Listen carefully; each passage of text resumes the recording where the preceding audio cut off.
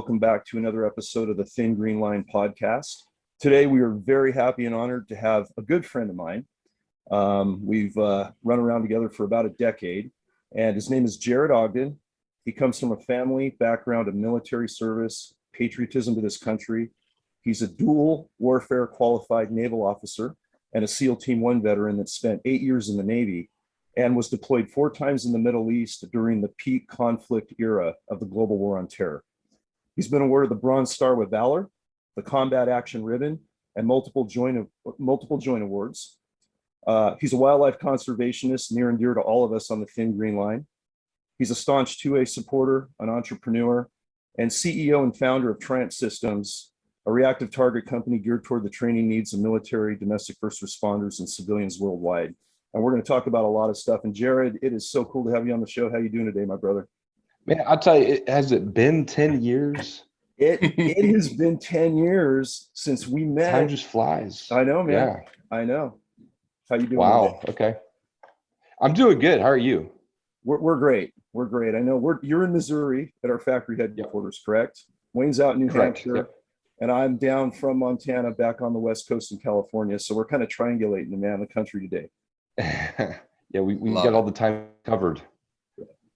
And brother, I got to just let our listeners know kind of how we met, because it kind of puts some context on who you are outside of just being, a veteran warrior and protecting our country for all the right reasons.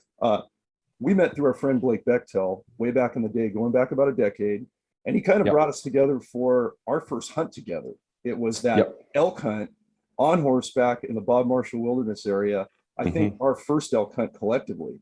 And it was an absolute blast. We got to know each other. We got to break bread. We got to suffer in the weather and the climbs and the horse hunts and all of that. And that's when I really resonated with you as a conservationist, a fellow Thin Green Liner. So that was absolutely amazing.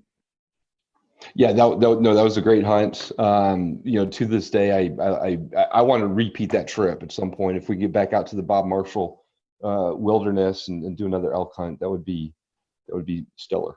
Yeah, we definitely have to make it happen. And the other thing I got to let our listeners know is it was your crazy influence that got me to jump out of a perfectly good airplane and parachute for the first time.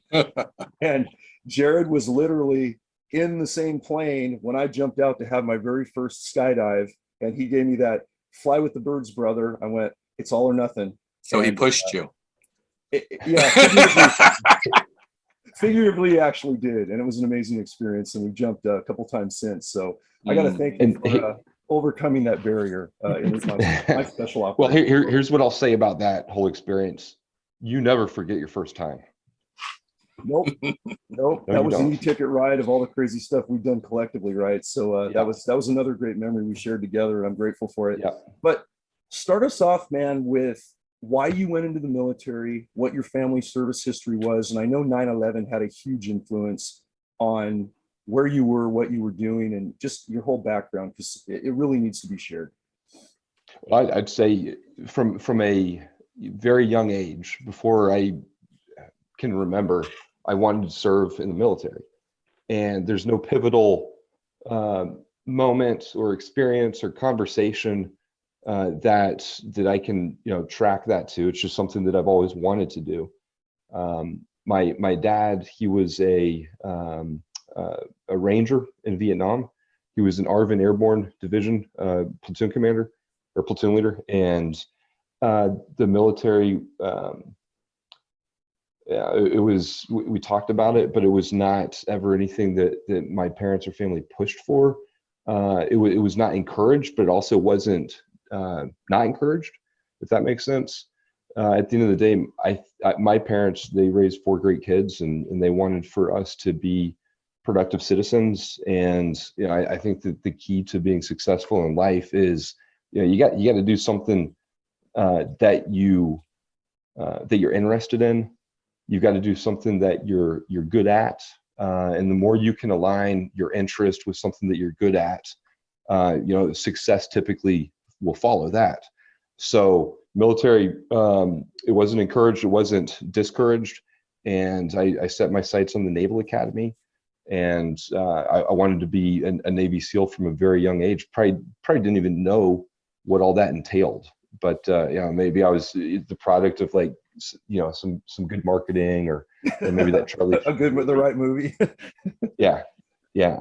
So that's, when I was I remember being in middle school, and I wanted to be a SEAL, but the closest thing that I knew to a SEAL was my cousin, who was a midshipman at the Naval Academy, who wanted to be a SEAL. So I didn't even know any SEALs at that point, but right. I saw my cousin, 7 years older, going down this track, and I said, well, that's how you do it, right? So in middle school, I said, I'm going to go to the Naval Academy. So I was intentional in selecting a magnet math science public high school that was not my normal high school. It was a little bit further away. But I knew that to go to the Naval Academy, you've got to have, a strong math, science, engineering. They call it STEM now. You've got to have that strong background. So I went to this magnet program, and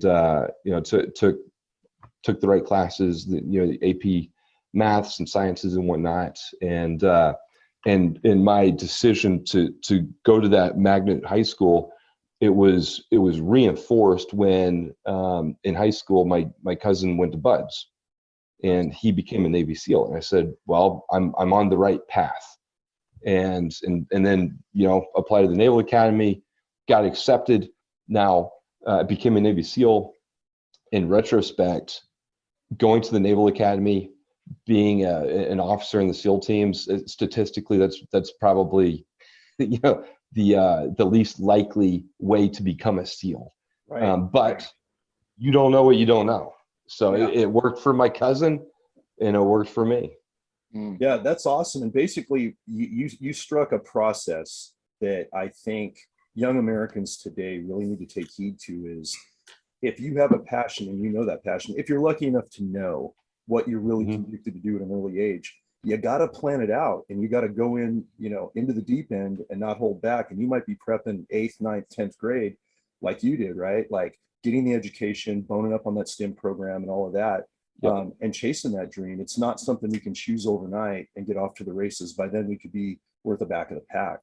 And it's a testament to where you become, what you developed in your military career. Now later, the stuff we're going to talk about, man, but it is having a lot of SEAL team buddies mutually that we have.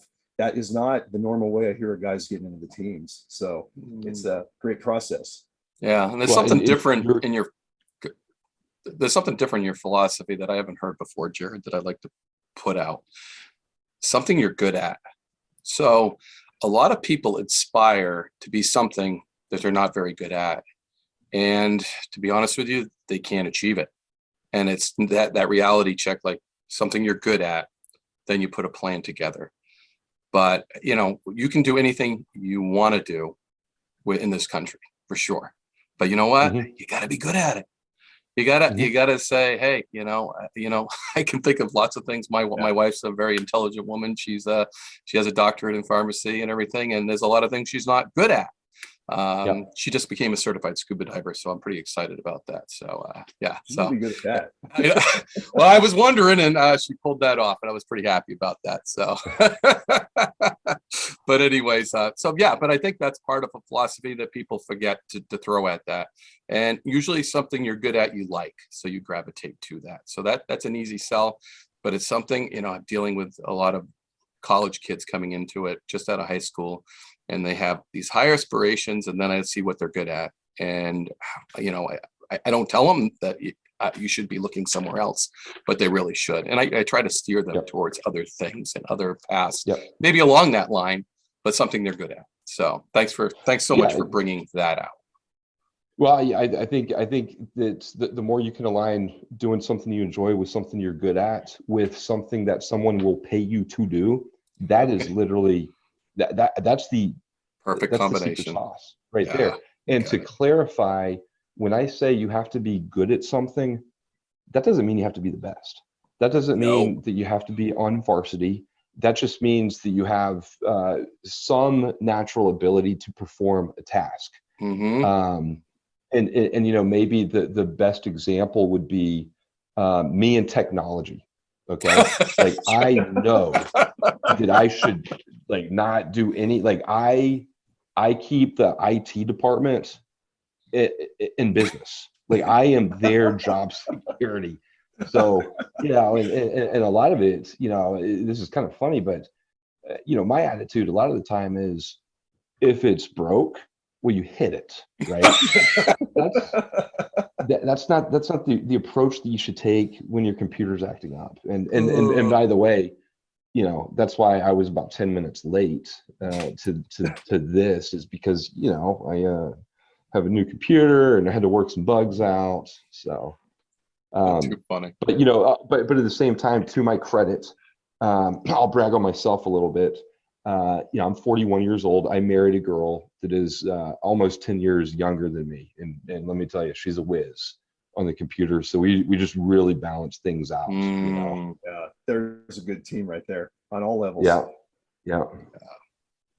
Oh, great. So Jay, when you made the choice, you started the teams, you got into BUDS. I mean, everybody knows how tough BUDS is. It's kind of legendary. Tell us a little bit about your experience in BUDS and then deployment. When you got overseas to the Middle East, when we were red hot in the GWOT, in the Global War on Terror, you guys are really effective over there, but you lost a lot of brothers too. And you had some horrendously challenging deployments. They're just intense. Tell us about that if you could. Sure. So and let me back up to the Naval Academy. So I graduated, graduated high school in '99, and I went to prep school. So the Naval Academy said, you know, we like you, we like your credentials, but you got to get that SAT up. So I went to prep school. I went to New Mexico Military Institute in Roswell, New Mexico, same place that Roger Staubach went to before basically his red shirt year. And so now it's 2000 when I finished up prep school and I go to the Naval Academy. Well, you know, we were a nation at peace. There was nothing going on. Right. And then my sophomore year, Twin Towers come down. Wow. And so that it was just a different reality, because at that point we weren't training to enter a military during a peaceful time. We were going to war, and that reality set in when I was a midshipman. So, you know, finished up the Naval Academy, graduated in 2004, and did not initially get selected for BUDS, SEAL selection. I was not one of the 16 or so guys, all guys from my Naval Academy class. So I had to take the detour, and I picked a warship that was deploying out of San Diego. I wanted to deploy right away so that I could start working on my qualifications, because the way that the Navy's set up is I would not be able to apply for a lateral transfer into the Naval Special Warfare community until I first was surface warfare qualified.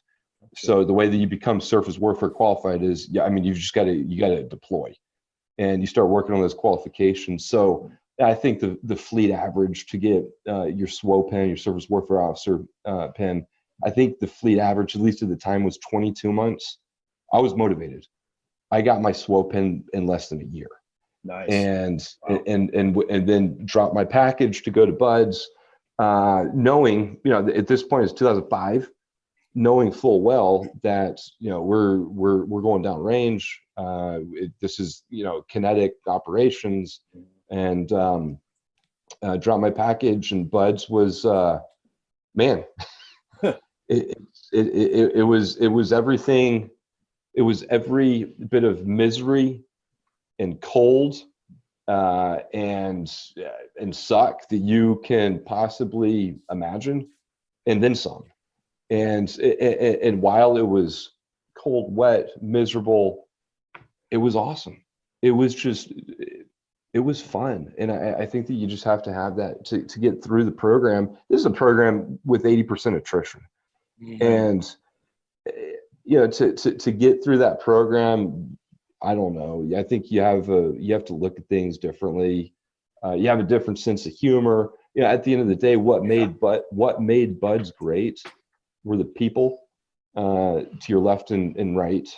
after Hell Week, after, the people that were left standing. That's what made Buds awesome. That just that high caliber person that I was fortunate to be able to work with. Yeah.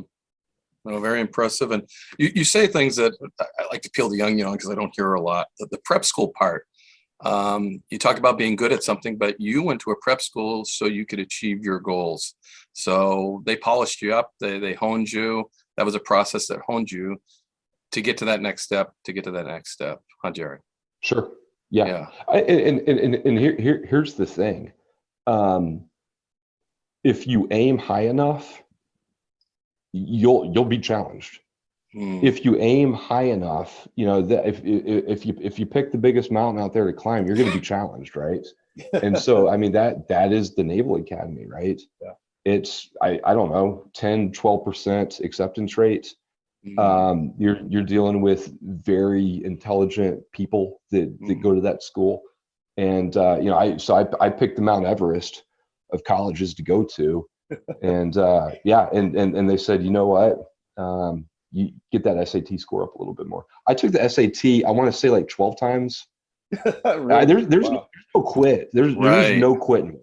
I love to hear that. Actually, that's something that I want to go back to, because I want to have listeners, when they go to be game wardens, whenever they achieve their goals, there's ways to hone your skills to get there.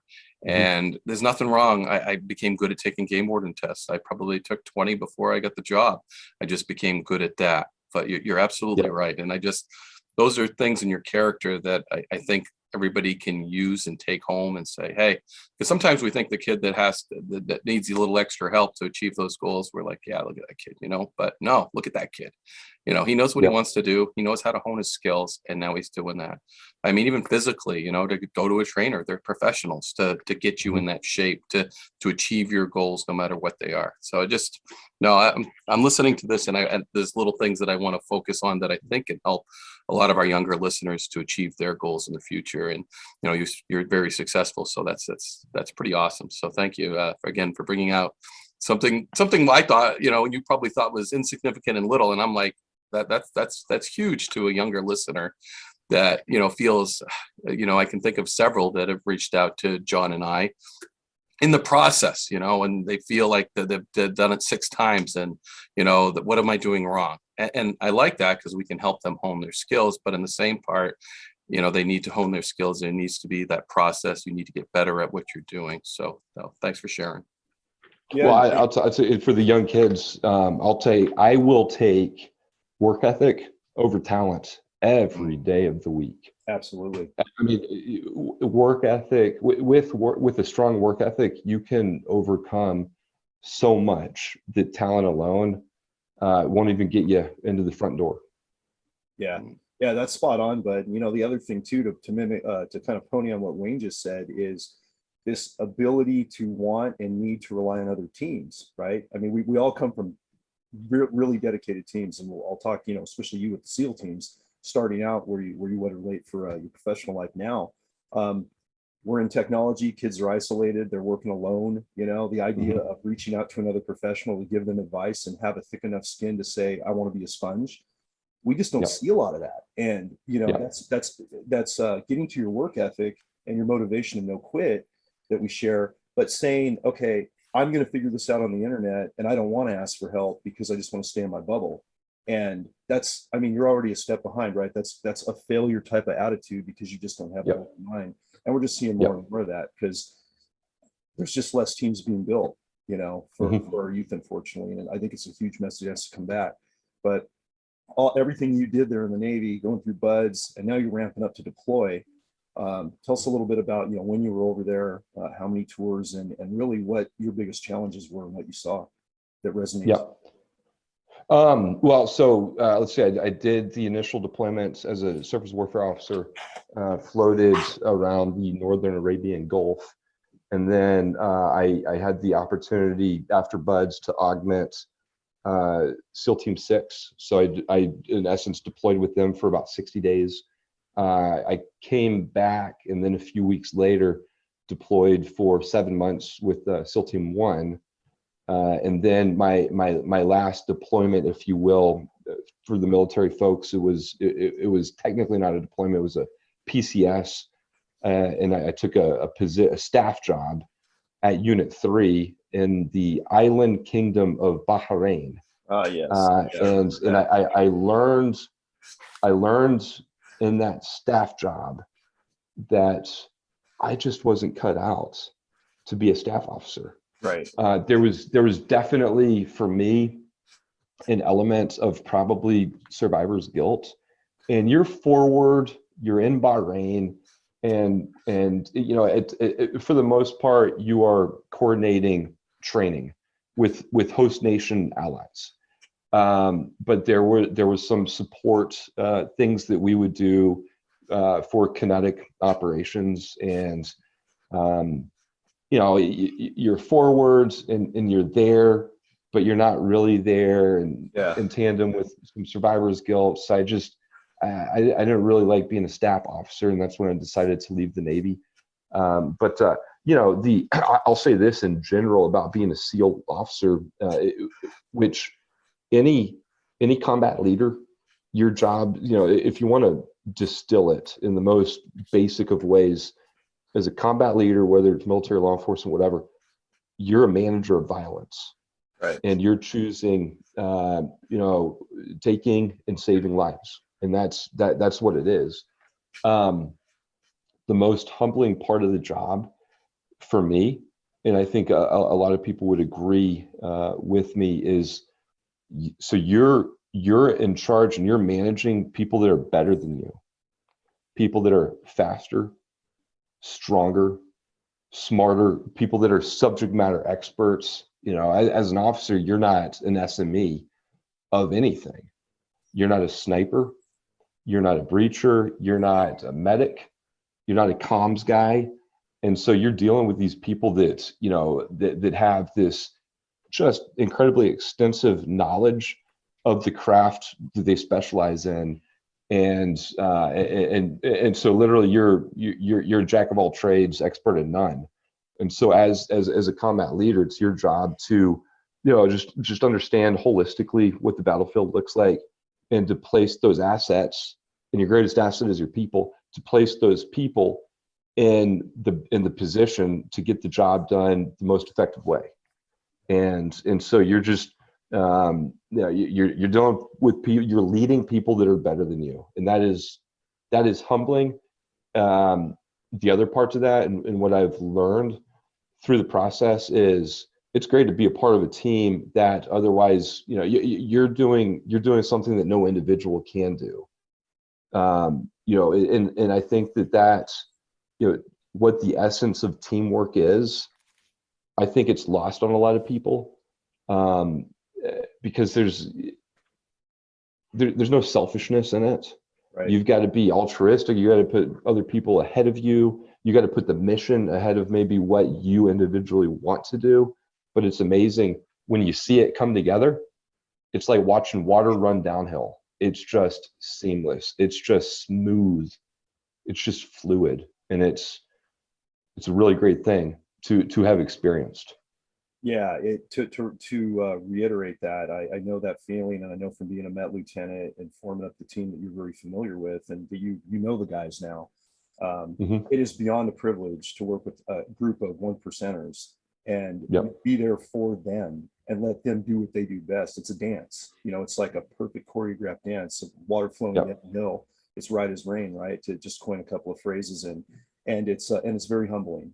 And it's a burden on your shoulders that we embrace, because we want to be there and we want to look out and make sure they have everything they can do to be effective, and just we share in their glory. It's amazing. So yeah, I feel you in that way. And again, getting back to kids and understanding what teams are, like a Super Bowl caliber team or a Pac-10 caliber football team, same type of thing, you know, when you're coordinating that type of deal. Maybe the consequences aren't as severe, of course, with what we were dealing with, but that's a great way to say it. Appreciate that. And I got to, so when you came out of the military, I got to share a story. Well, I think which one?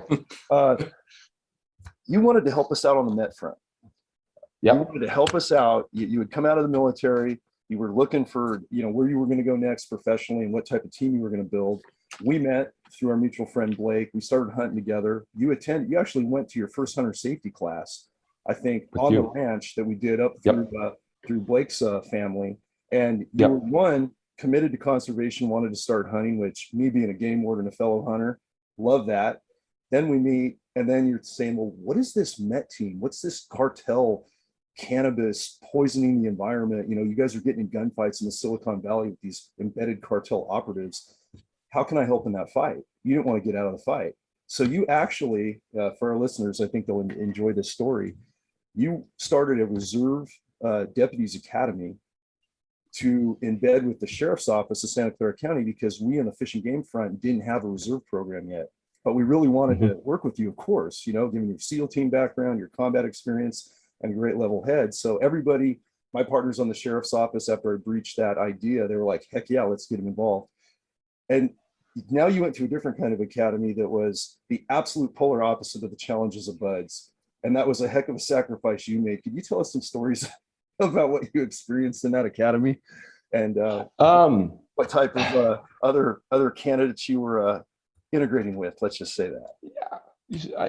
So it's an indoctrination, as you would expect of any law enforcement or military organization. They're going to break you down to zero, and then they're going to build you back up. My experience was unique compared to most, possibly all of my classmates, because I had already been through the most grueling indoctrination that you can think of. Right. And I know the process, and I know the purpose, and you just gotta do it. Right. Yeah. So did it have the same effect on me as other people? It is necessary, but no, it didn't have the same effect on me, because I've been there, I've done that. Yeah. And so I fond memories, and helping people out that maybe don't see the bigger picture, things like that. But it was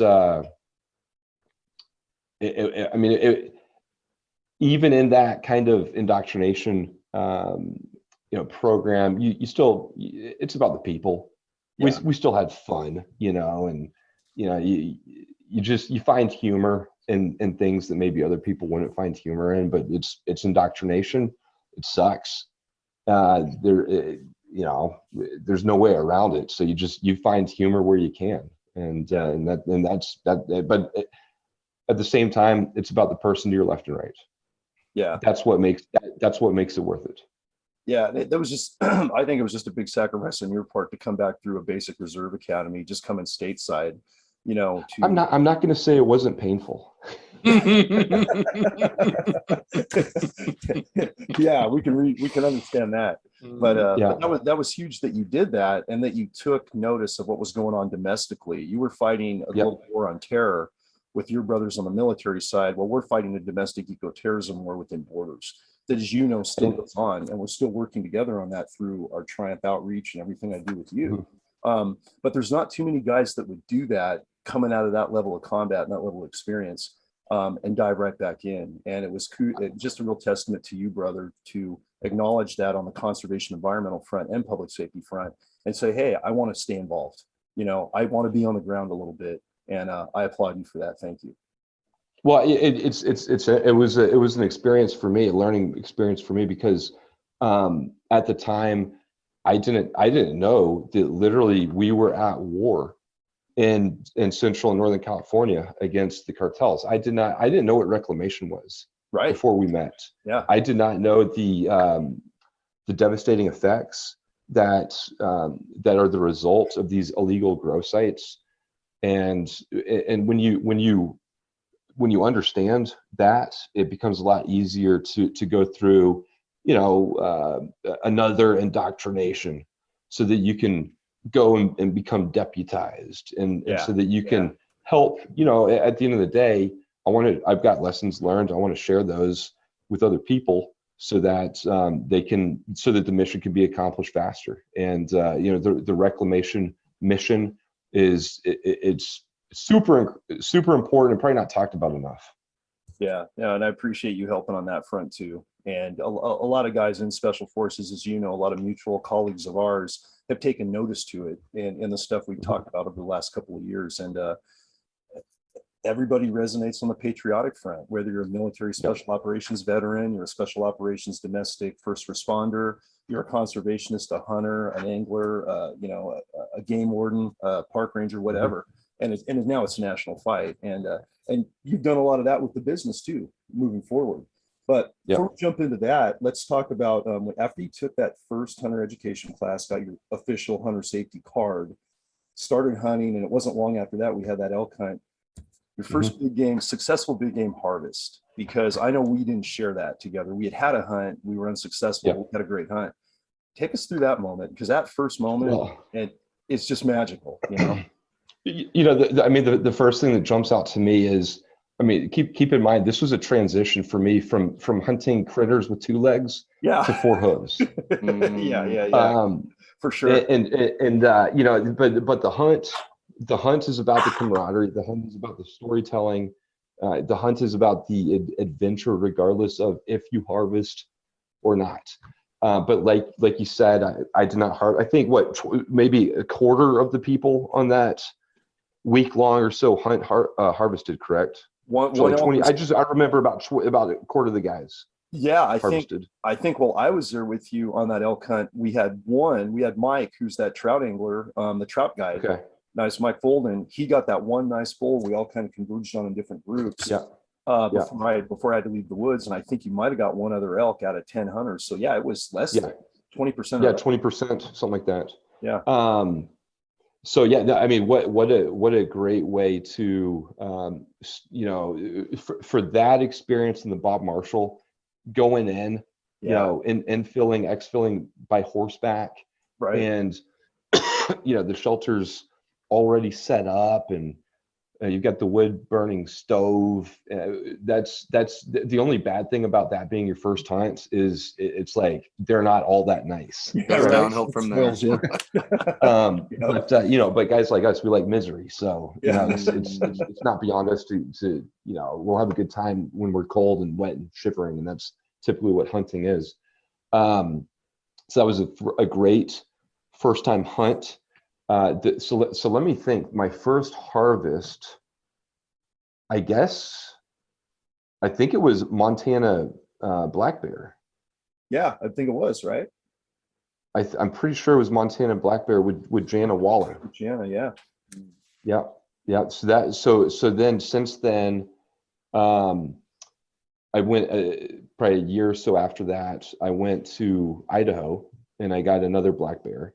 And there's a misconception that bear doesn't taste good. Bear, it's all about the preparation. Absolutely. Bear's awesome. It's delicious. It's so good. Yeah. Most recently, so this is awesome. I had the hunt of a lifetime. I drew a Shiras moose tag and harvested in Idaho. That was a great event. Yeah, I know that, man. Wow. Yeah, that was about a year ago, a little bit more than a year ago. And that was magical. It was magical. And you never, when you go out to a hunt, especially when, from middle America out to Idaho, a lot of preparation goes into that. Yeah. And you never know how it's going to end. This one was so fast. I show up, I confirm my optic is good to go.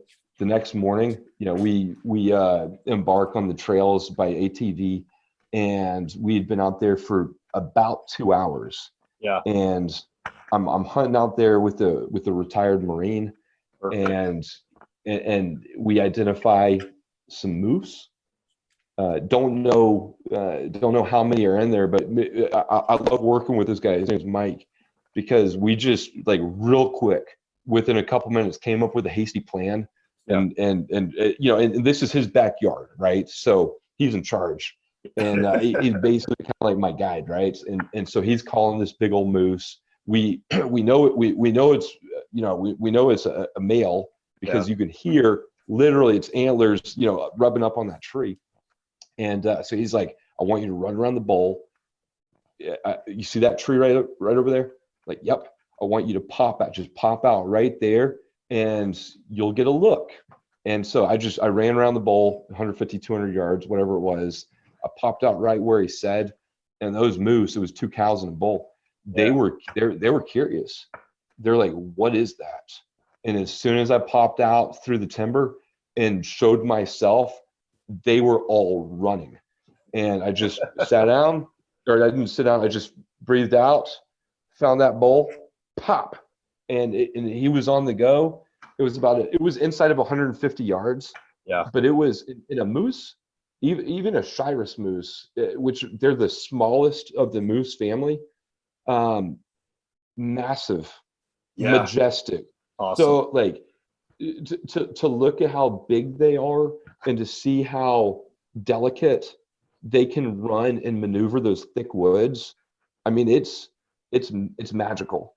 And so did not have much time at all on this shot, and just breathed out and, go back to basics and nice low trigger squeeze and dropped them right there. And that was it. But that was a lot of fun. And man, I hope my wife lets me go on another hunt like that. Oh man. But we got the 1-month-old, so that might be a year or two out.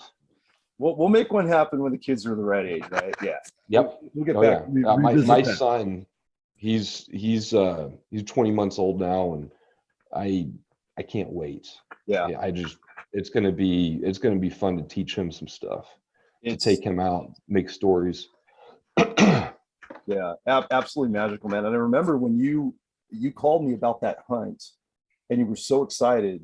And we talked ballistics, and we were getting a rifle because we both have the same rifle. That bolt seven mag, yeah. You got that 7 mag, and we're I was all the way in Montana at the time, and I wanted to get on the range together, but we couldn't do that. So we used a little bit of technology. We used FaceTime, and we talked ballistics, and you were shooting trying all kinds of different ammo and getting your dope down and doing some moving shots. And again, to what you said in the beginning of our conversation today. It was almost like you were going back to deployment because of this. You knew how special this hunt was, and now it's like I'm going to prepare. And you prepared for months. I did, yeah. Getting your ballistics down, getting the right load, getting really proficient back on a bolt gun outside of a carbine. Kudos to you.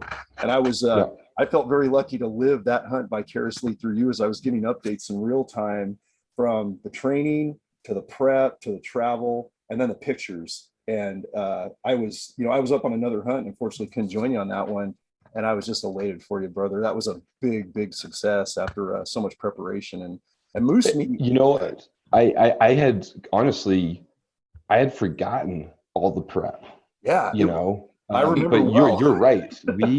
We talked for hours. Yep. Broken up over weeks and months. We talked for hours. Yeah.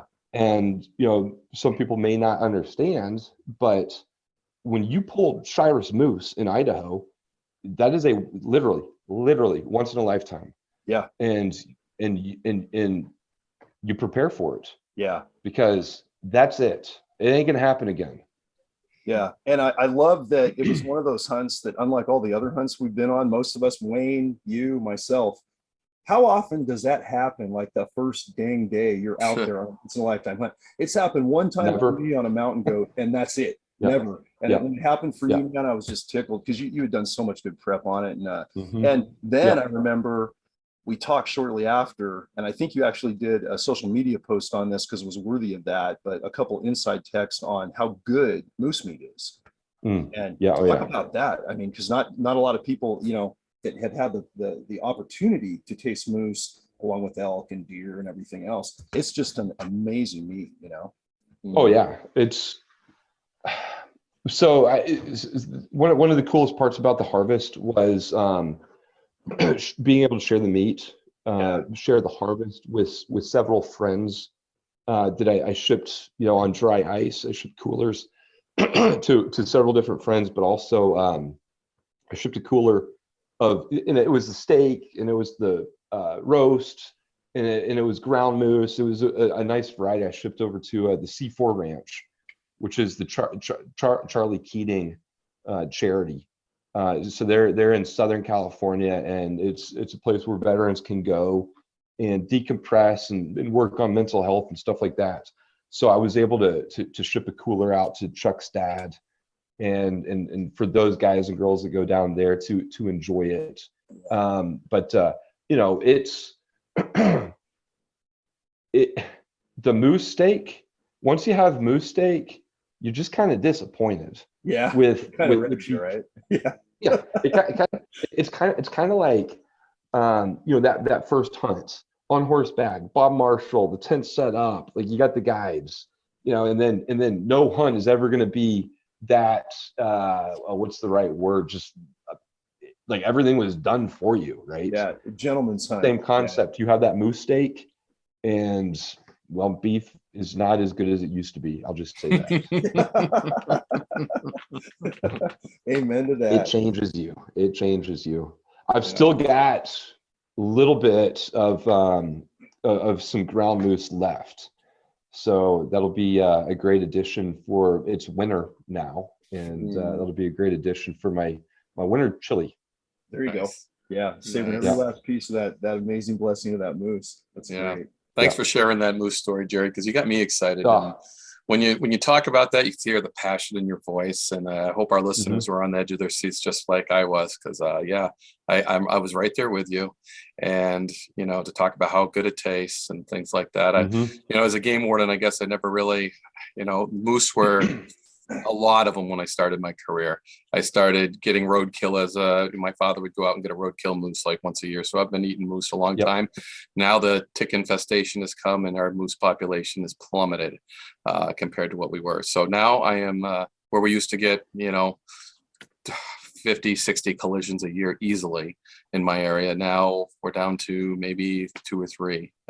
So really, wow. Yeah. That's I used to sign on my huge day, and it difference. was where I was going to pick up the dead moose. That's how I started my day as a game warden 20 years ago. It was just, there was a dead moose somewhere hit by a car, and that's how I started my day. Where am I going to go pick up the dead moose? And now if they get 3 a year, it's a miracle. So, and even becomes more desired is that meat, because we used to have a roadkill list that people could get it, but now it's even more desired. It's that, it's just like you were talking about. And moose have, so now where you are, what kind of, so there's 3 kind of moose, right? There's Shiras, Alaskan, Yukon, is that, and then Alaskan? Yes. Or is Yukon and Alaskan the same? The same subspecies. So, but there's 3 kind of moose, right? You were right. And so which kinds of moose is out by you? Is it Shiras or is it the Canada moose or the East okay, Coast side? Gotcha. So yeah. And Maine has quite a few, New Hampshire, Vermont, New York, a little. And then you get up into those Canadian provinces above us, you know, New Brunswick, Newfoundland is probably got the highest population on the eastern side of, you know, North America. That's where my brother-in-law went. And you know, well, so a couple things. This is the Shiras moose that I shot in Idaho. It has started a I'm going to get all 3 is where I'm going with this. I got to get all 3. Going the slam route now. You're hooked, man. You're hooked. I'm hooked. I'm hooked 100%. But yeah, my brother-in-law, he went out to Newfoundland and he said, you know, the moose are so plentiful there. It was like, all right, pick the one that you want, you know? So yes, it was a different kind of hunt. Because the Shiras moose hunt that I did, like, they're not everywhere. I mean, I got lucky. Yes. I got really, really lucky to harvest on my first full day. Nice. I don't think that I was out there for a week plus. I don't think I saw a single other moose that whole time. So, I mean, you got to work for it. And there was definitely an element of luck. Yeah. And the work is after you pull the trigger too. I mean, to butcher a moose. And yes. Yeah, that's when the whole work of it, and that's when you really appreciate it, when you're sitting down and having that moose steak, that you put so much work, so much effort, so much planning into that it becomes a part of you and a part of your story was just awesome. I was like, that's just great to hear the excitement that still lives on. I you know, like everybody tells their hunting stories, and we Oh, get yeah. fired up, and it's not just about pulling the trigger. It's about the prep. No. It's about the harvest. It's about getting the animal out. I mean, I dragged a deer out in the dark this year. I forgot how that was. That's miserable. You know, running into blowdowns that you never saw. Yeah. So that's part of my story, and I got scrapes and bruises to prove it. Yeah. Oh yeah, the pack out. It's makes that meat, whatever it is, even better. Mm-hmm. Absolutely. Oh yeah. So, Yeah. That's thanks for incredible. sharing. Now I have yet to try a moose steak. Not having harvested one yet. So hopefully we're going to make that happen, bro. I like that. I like how that sounds. Somewhere, somehow, that sounds awesome. But that kind of segues into all the good hunting talk we're talking about and our Second Amendment rights right now and what's going on in this country related to conservation, self-protection, everything else. And one of the reasons why you started, you got the great shirt with our emblem on it, Triumph Systems, which I'm fortunate to be a part of, and a reactive target company that actually brings in conservation targets as well as anything else you would need for defensive, proactive pistol and rifle training. Tell us about Triumph and how it started as we dive into some of those 2A issues. Sure. Where to start? I mean, right. There's so much going on. So 2 years ago, at the height of the riots, that was kind of for me. It was so close to home because we've moved since then, but the building that our warehouse was in was under siege. It was attacked.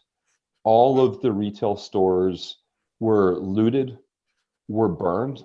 Now we barricaded our warehouse and our inventory ended up being fine. And we've since moved to outside of the city. Right.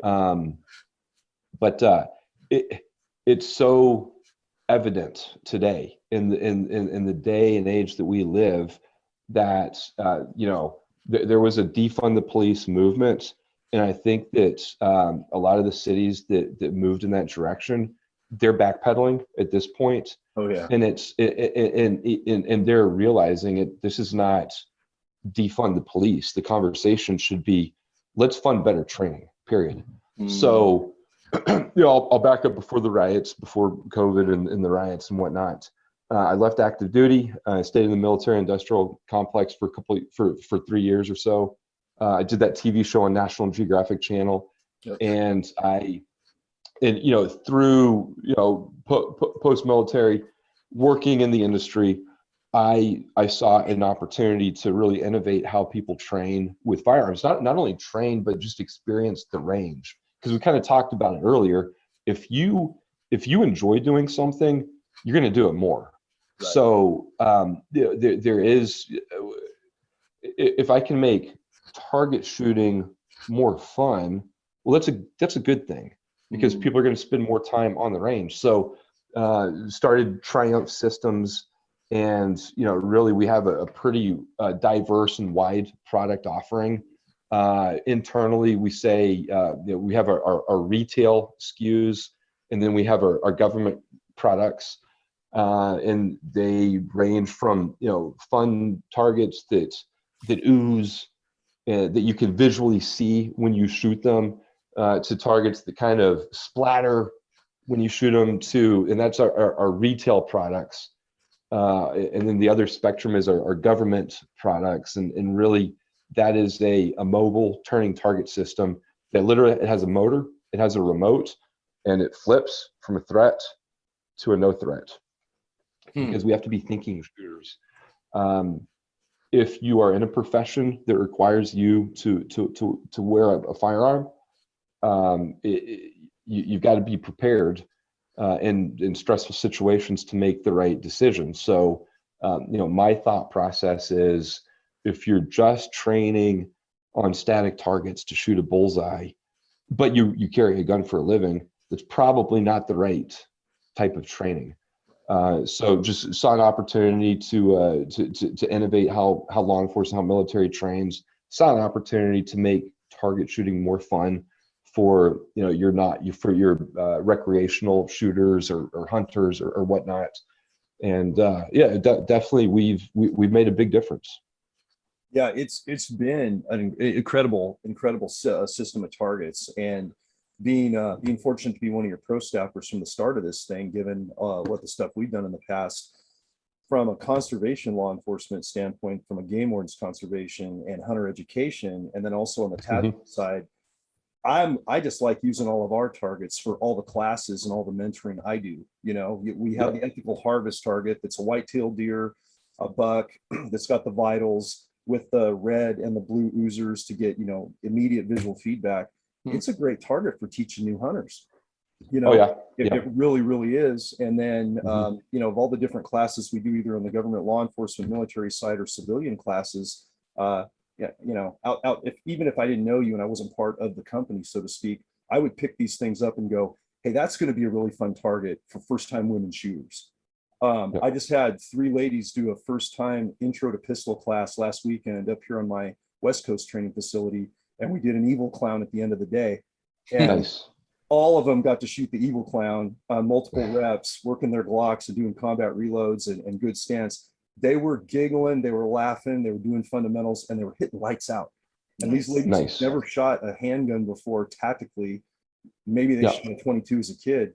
And they wanted, hey, can we get pictures with the evil clown? Evil clowns aren't going to be allowed during our holidays, blah, blah, blah. And that's what this whole thing brings, man. So it's really cool to be a part of it, but it's also cool to see the evolution and the progress Triumph is making, especially with the pivotal trainer.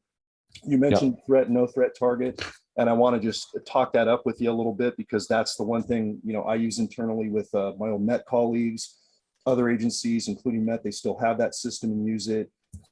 We've used it on several shooting related TV shows to show that stress. And I've had fellow hosts from other tier 1 shooting related television shows run them through a pivotal trainer drill.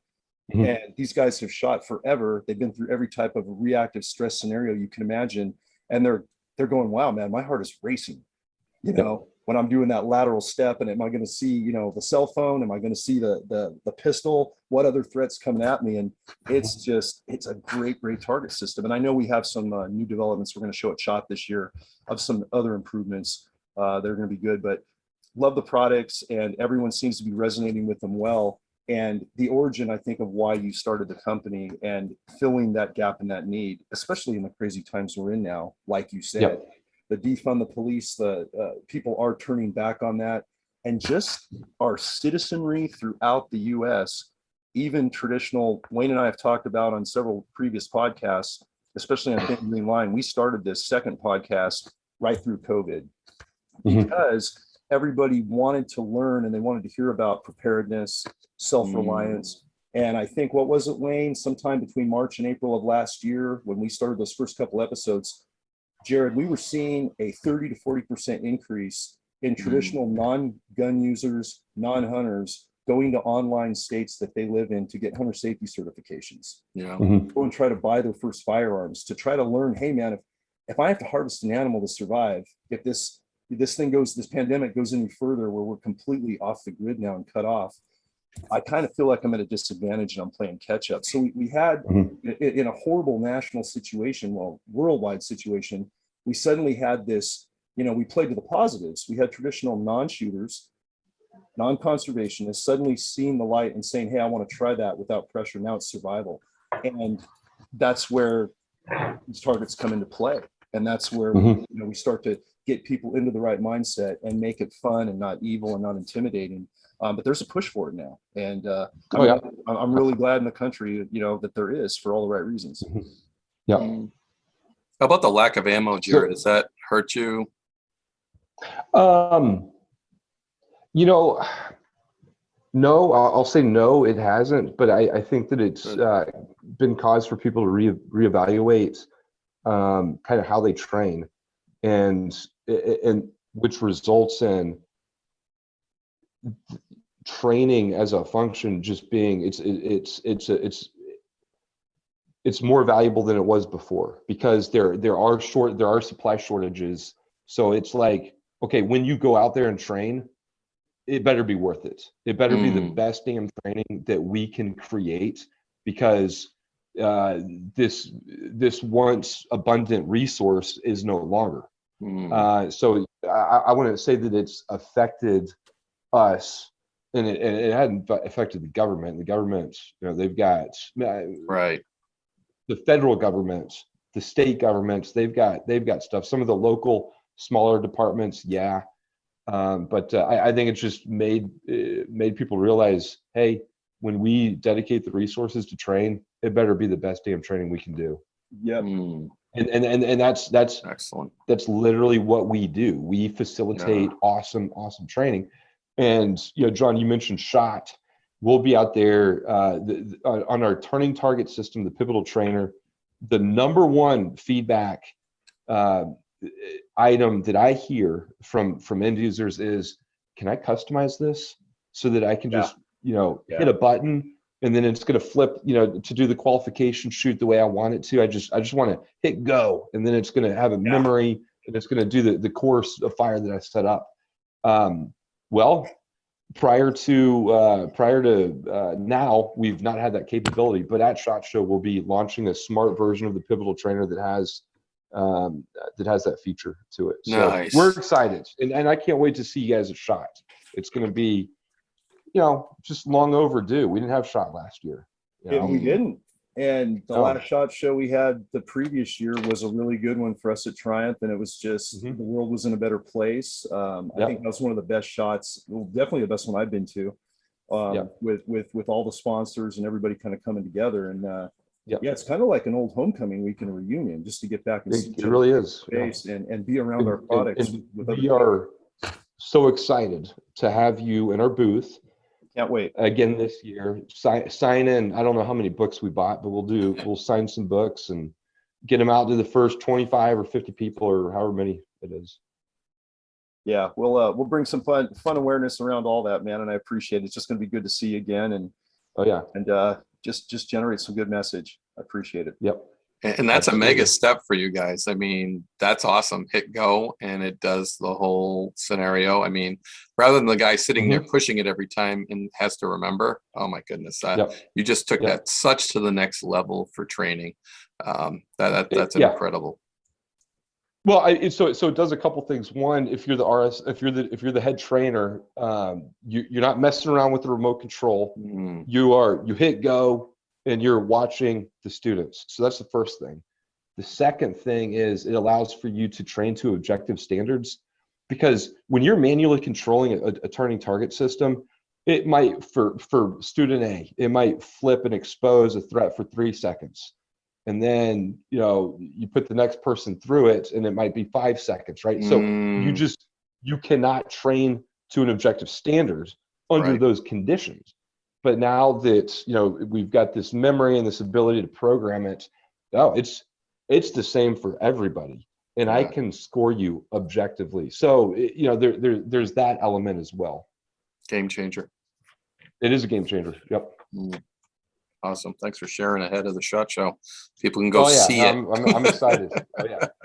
We are excited. We got to release this before SHOT Show, John, so we get the cutting edge of Triumph. We're dropping this week, right? Whenever you say go, we go. Is it going to be a Christmas week edition? Yeah, this could be a Christmas week, or it could be a very early January, right before we definitely before we go to SHOT, for sure. Okay, awesome. Very cool. Liking it. And Jared, got to ask, we've had some conversations, obviously, off podcast, but around the training we're doing and what we're trying to generate and provide on the Triumph side, just where the state of the country is right now in general. Massive political polarization, a lot of civil unrest, a lot of targeting against our Second Amendment gun rights for all the wrong reasons. What do you think are some of the things we need to be aware of, or our American public needs to be aware of moving forward to correct the problems, to align us right, and not to favor any one side, but just to bring us together more as a country, lessen the polarization, agree to disagree, but do something that's going to protect our country from all the attacks we're having internally and externally, and continue along the mantra of conservation, legitimate Second Amendment rights, safe gun handling, and just an American public that is prepared for anything that can come down the gate, especially in lieu of COVID? Well, I mean, the first thing that comes to mind is there's a lot of actors out there, whether it's institutional or individuals, that it seems like their focus is to pit people against each other. Yeah. And, and we have all of this, choice in terms of where we get our media and who we want to listen to. And unfortunately, a lot of people, they're going to tune in to those channels that reinforce whatever their thought is. And it just lends itself to a population that is not open-minded, that doesn't want to talk. And so I think that, I mean, that's a great place to start, is realizing that, you know what, we have a lot more in common than these people will ever admit to. So let's have an open conversation on and figure out what's our common ground. And then, we can figure out the next best step for whatever the problem, whatever the discussion is. But we actually have a lot more in common than these people want us to think. So that honestly is where I would start. And you can do that as an individual this holiday season when you go home to see your family. Yeah. That if it's like any family that I know of, not everybody is in alignment. And it's really easy to just want to believe what you believe and not listen to someone else's perspective. But you can start now. You can start this holiday season. So that's a great place where everybody can have impact. I think that the past 2 years have really highlighted the fact that the individual is responsible for his or her safety first. We don't want to live in a police state where there's a cop at every single corner. I don't want to outsource protection. I don't want to outsource family defense or family protection to the government. So I am the first line of defense for me. I am the first line of defense for my family. And we talked about the defund the police movement and that pendulum, even in the bigger cities, swinging back. Again, I think that the past 18 months, people are realizing that they want to be responsible for their own safety, because we've just seen systematic failures with between the riots and some of the political movements of defunding the police and taking training away and not giving those guys what they need. It's scary. And even people that were anti-gun, didn't want anything to do with it, I can't tell you how many of those people I know that call me, hey, I bought this gun. Will you come and train me how to use it? Yeah. And they were the biggest anti-gun people, Yeah. but it is scary. So that's the other part is, people realize that this is a scary world, and you are truly responsible for protecting those things that money and insurance cannot replace. I'm talking about your life. I'm talking about your safety and that of your spouse and kids. Yeah. Your family. No doubt. Yeah, I absolutely agree with that statement. Well said. And I think because we're running scared as a society right now with what's happening and what we don't know is going to happen in the future, that's the start of bringing us together. There's more common ground even in that. And like, I get the same thing from countless people. Hey, I can't get ammo anywhere. Can you help me get ammo? Can you do a training class for me? And very much anti-gun up to a point, looked at us as kind of like an aggressive type of mantra mentality, those of us on the Conservation 2A front. And now it's like, well, wait a minute, they're opening their minds. I'm taking, I'm lowering my guard, and we're bonding as Americans over this realization. And I think it's great for the country. I think we need it yesterday. and we need more of it Yep. now, and more of what you said to a perfect point. Just be very wary of the media outlets you're watching and take things with a grain of salt and get face to face. You know, let's get off our devices and get off an Instagram and get off of a news channel and off of a bias left or right, no matter what your source is, and start to get face to face safely and just say, hey man, we can agree to disagree. Tell me more about you. What do you think is going on with this pandemic? What have you experienced that's been scary? Have you been personally threatened in any way outside of just fear of a virus? And I've had so many bonding conversations with people over this that are anti-gun, just by being empathetic and listening. And they end up, you, Wayne, myself, they end up really seeing, hey, we're not crazy gun-toting, you know, quote unquote aggressors. We're just out here doing good stuff for the country, for preparedness and a little bit of American pride. And people need to look after one another and not be fearful now. Preparing for the worst, expecting the best, and living with less fear.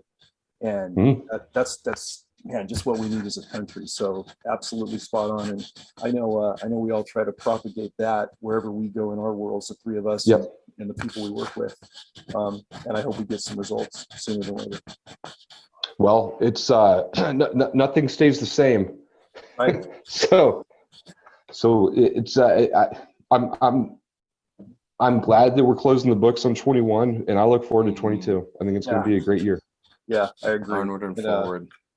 Yeah, onward and forward. It is onward and forward, all too good stuff. And before we close out, how can our listeners and viewers follow you? What are your channels? Awesome. So check out my company first and foremost, triumph-systems.com, and check out our awesome. If you love to shoot, come and check out our website.